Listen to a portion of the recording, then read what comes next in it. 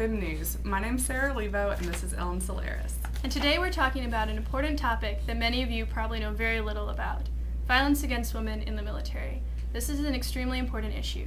Before we get started, the basics are that women were allowed to enter the military in the 1940s, and after that, they faced significant discrimination over the past few decades. Today, women represent roughly 14% of the American military. Now we're going to hear from our special correspondent, Emily Miller. Thanks, Sarah. I'm here to give you some of the basics about violence against women in the military.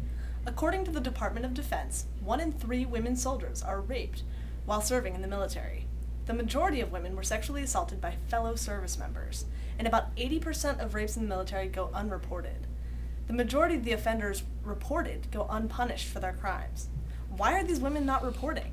Well, according to surveys, women in the military fear of reprisal from those in command, fear of ostracism from their peers, fear of punishment for other infractions, embarrassment, and the fear that the report would not be taken seriously.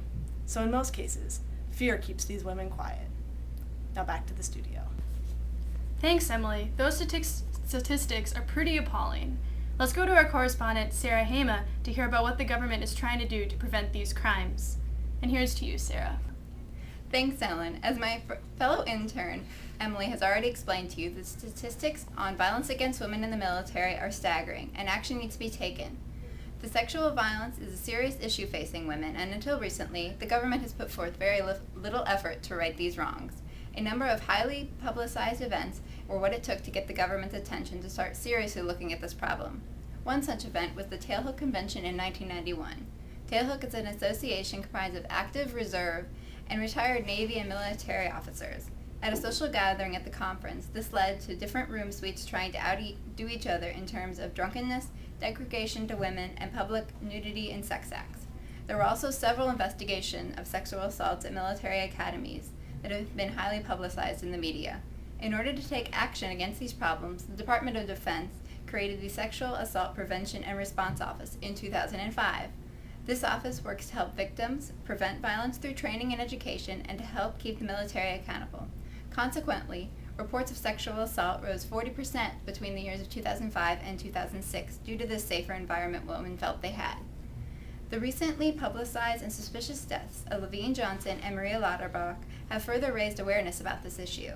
The Military Domestic and Sexual Violence Response Act was reintroduced to the 111th Congress. This bill would provide enhanced victim services, education programs, and prosecution of offenders, among other things. While this has been some progress to prevent sexual violence and to help victims, a great deal of work has yet to be done and has not been implemented, and does little to relieve the fears of women. Back to you, Ellen and Sarah. Okay. As you can see, this is an extremely important issue. If you want to take action, you should write to your state representatives and tell them that you're concerned about this issue, which you probably should be. And be sure to check out FMF's website at www.feminist.org. And that's today's edition of FemNews, unbiased, unprejudiced, and better than Fox News.